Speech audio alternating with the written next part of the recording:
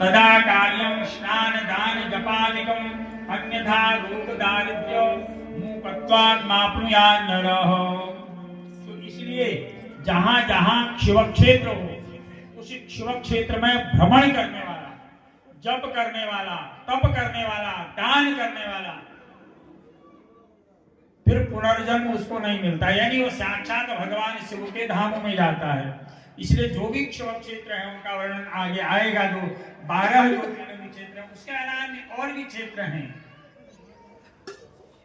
हमारे यहाँ। तो जो ये हिमालयी क्षेत्र है ये साक्षात भगवान शिव का ही क्षेत्र है। इसलिए पहाड़ में एक कहावत है, पुरखों से चली आ रही है, जितने कंकर उतने शंकर। जितने कंकर हैं वो सब शंकर हैं। मनुष्य रूप में भी जितने जन्म हैं वो सब शंकर ही हैं। उन्होंने और शंकर जी का और गुण तो नहीं अपनाया, लेकिन भांग